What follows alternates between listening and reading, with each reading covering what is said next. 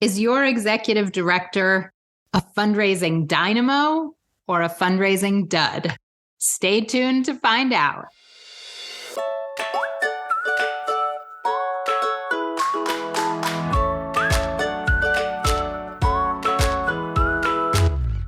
Welcome to All About Capital Campaigns, a podcast that provides fuel for your nonprofit's growth. Each week, Andrea Kihlstedt and Amy Eisenstein, co-founders of Capital Campaign Pro, provide practical tips about raising more money for your nonprofit organization. Here are your hosts, Amy and Andrea.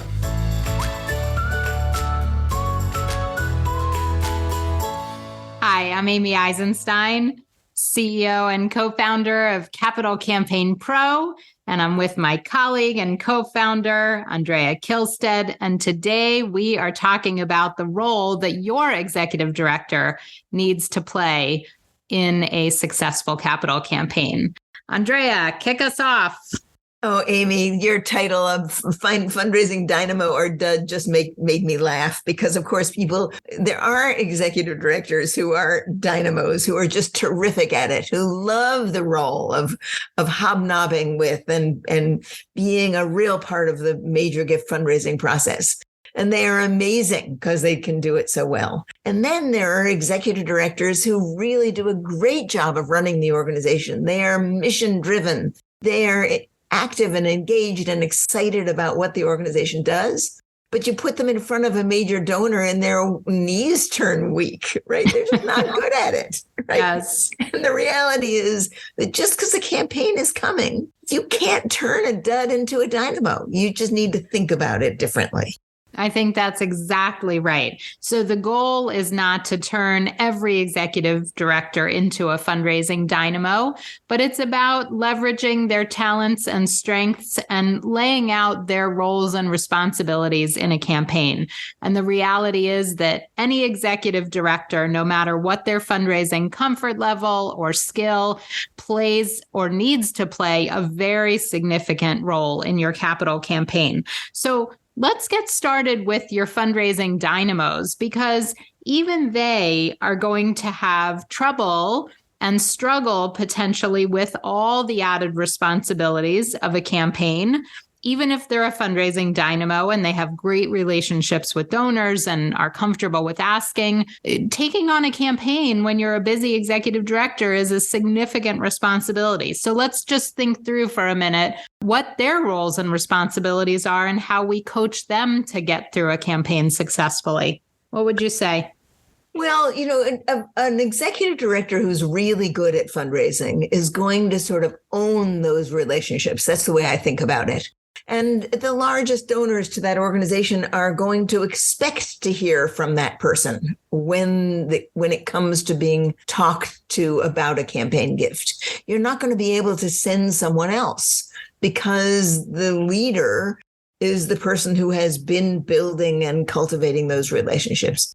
So you need upfront, just as you're moving into a campaign, to have a serious relationship with your executive director and lay out with that person what is going to be expected and required. You're going to have to use the gift range chart. Say, listen, here's the gift range chart for our campaign. We are going to have to do at least 50 and perhaps more really significant asks for this campaign. And you know what? Mr. or Ms. Executive Director, you're going to be involved in a great many of them because those relationships are yours. Now, we can support you. The ED or the assistant can support you in doing that. We can do the research. We can talk through with you what these asks should be. We can prepare the material. We can even go with you, but the relationship falls to you. It's going to gobble your time, even when we support you well. So let's talk about ways in which you can free up time so that you will be able to turn your attention to the campaign. And if you have a conversation like that up front, then expectations will be set, and important ones.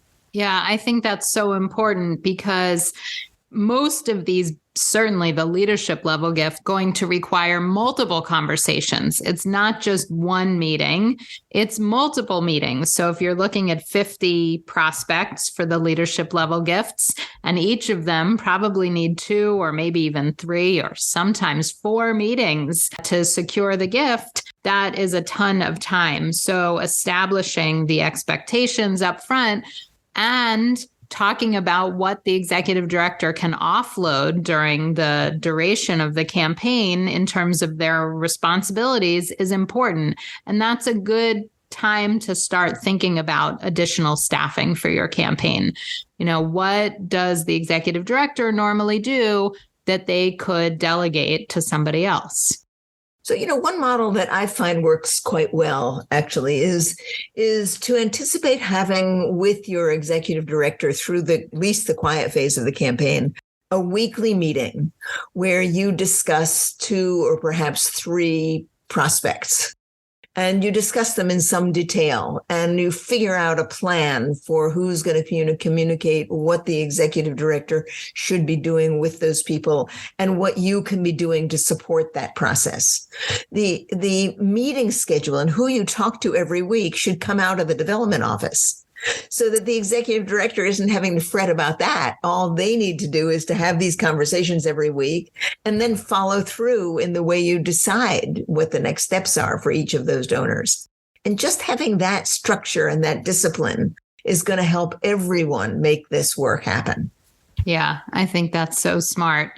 All right. So I think with a fundraising dynamo, most organizations are in better shape than a fundraising dud. So I hate to say it that way, but there are plenty of executive directors out there who just fundraising isn't their thing. That's not why they landed in the seat. They've landed there because they were great at their profession as social workers, as teachers, as compassionate people, and they're great at program development, but maybe not so much at fundraising. So let's talk about what to do in that scenario. Yeah, I have a great story about that. Just recent for me, an organization I support here is run by a wonderful guy whom I really like a lot. He's very smart, very capable. He's the founder of the organization, but he doesn't like raising money from individual donors. He just doesn't like having those conversations. He doesn't like rich people. I don't know. That's funny, isn't it? But he has an anxiety about people with wealth. So he has, for these years, pushed his organization to survive, and they have done so very well, based on foundation fundraising, on grants, gifts and grants, that he doesn't have to actually go and build relationships and solicit gifts from. Right? Yes. Yeah, that served him really well. The organization's really smart. He's really smart. But when it comes to building, now we know the bulk of the really good long-term money comes from individual relationships. So at 10 years or 20 years down the road, all of a sudden he's facing a need. His organization's no longer the new, exciting organization. He's got to build something sustainable. And that's got to come from individual giving. And he is simply not able to do that very well. So what do we do with him? Yeah, I think it's interesting. So hopefully an executive director like that has a really strong development person. Not that I'm saying that all the relationships can be the development persons. I think the executive director has to engage in the process.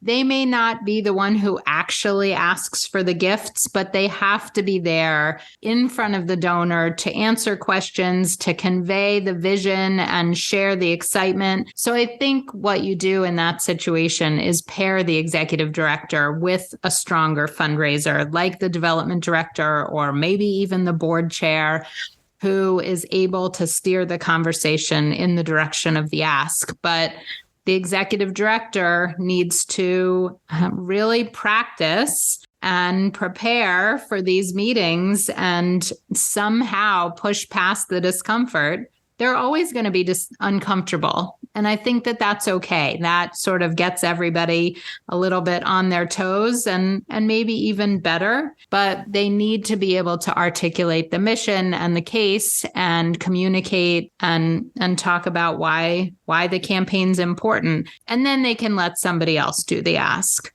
Yeah, and just like with the people the executive directors who are really terrific at this, you have to talk to the executive directors who are not so terrific early on. And you have to say, listen, I know that this isn't something you really like to do. Let's figure out how you can play a role you're comfortable playing and what kind of support I can provide or we can provide to make this palatable for you. But they are going to need to be able to carve out time from their busy schedules. They're going to need to be able to go to the meetings. They're going to need to be able to participate in the thinking about these donors.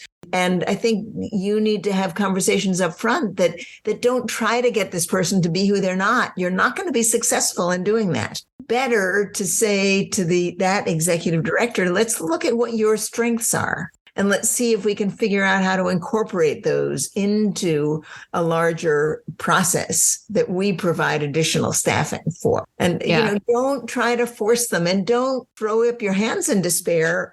Everybody is stuck with who they are, right? We need to focus on what your executive director does that's fantastic and use that rather than bemoaning the fact that they're not good at what you'd hope they were good at. That is so true. That's such a good point. The executive director got to that position for one reason or another. So let's focus on the reasons that got them there and their strengths. I think that's so important. And then surround them with people who complement their strengths. I mean, that's what we're all looking to do in business and in life, is surround yourself with people who make us better. And that is exactly what you do, I think, in this case with someone who's not as strong with fundraising. But of course, also the fundraising Dynamo executive director needs a detail person around them. They might be a big visionary and a big talker, but they don't take notes. They can't take notes to save their lives or remember meetings or details, or, everybody has their strengths and weaknesses. And I think that that's the key, is to figure out how do you fill in the gaps in terms of where their strengths aren't and how you can support them. I think that is a great point. Yeah, and a good beginning place.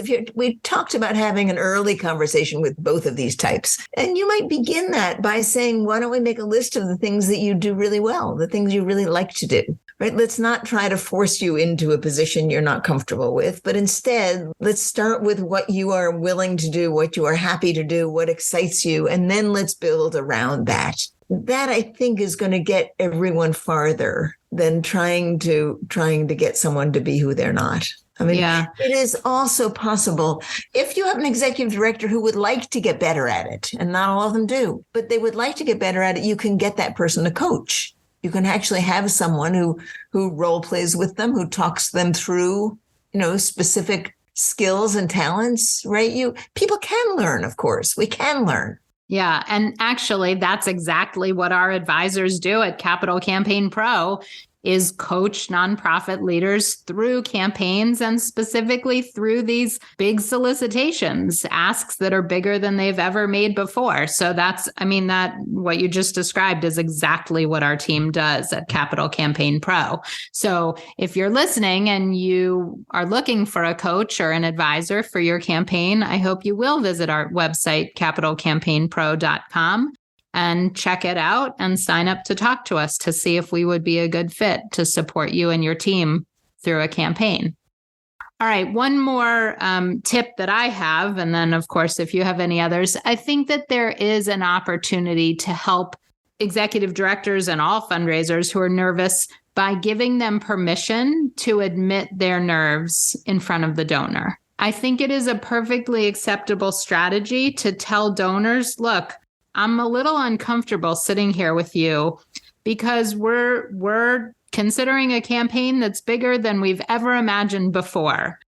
So I just want you to ask your almost forgiveness or permission in advance. If I bumble or stumble, I hope you'll forgive me because I'm a little out of my element. And truthfully, something like that diffuses a lot of the tension. Your donors may be nervous and uncomfortable too. So let's give everybody permission to just say, you know what, this is a really important mission, and we're going to attempt to do something we've never done before because the mission and the case is so critical. So let's have an open and honest conversation. And I think it makes everybody a little more human and a little more compassionate. Amy, I think that's such a great idea. And I have a hard time imagining many men doing it. I think it's a very woman kind of thing to do. That we tend to be much better at using strategies like that than men. Men tend to be more competitive and to feel like they have to always show their best. So I feel bad about that, but I think it's true. Can you imagine? I mean, think about some of the executive directors that we've dealt with, the male executive directors. It's hard for me to imagine that they would say, gee, I'm really a little uncomfortable talking to you about this. It's just not going to happen. Yeah. Yeah. All right. So there's different strategies for everybody. Yes. And I think it's important to work with the coach to make sure that you find the strategy that works for you. Right. Exactly. Yeah. I love that strategy. Don't get me wrong. I think it's a terrific strategy.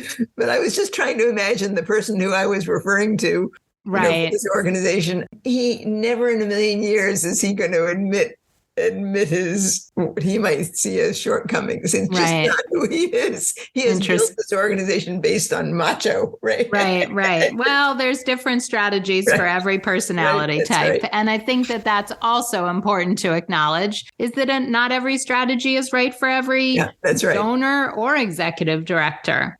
Yeah. So, here I think is the point. It's about this whole session, Amy, that while it is easy to get frustrated with your executive directors because of what they don't do well, right? We always, no matter who we work for, that's easy. That the best strategy is to work with them to uncover what they are good at and work with them to figure out what kind of support they need to bring their special skills to the table of this capital campaign. And build a team around them, whatever that team needs to be. And if you go about it from that mindset, then while we laugh about Dynamo, is your executive director a dynamo or a dud? They're both dynamos in their own way, just dynamos at different things. And, I think just keep that in your mind as you're working on trying to ready them for a capital campaign. Excellent. I think that's a perfect place to end. Thank you so much for joining us, and we'll see you next time.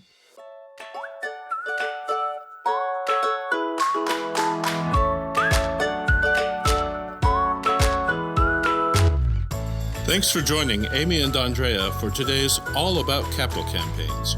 To learn more about them and their work together, visit capitalcampaignpro.com. And please subscribe, rate, and review us on your favorite podcasting platform. Thank you.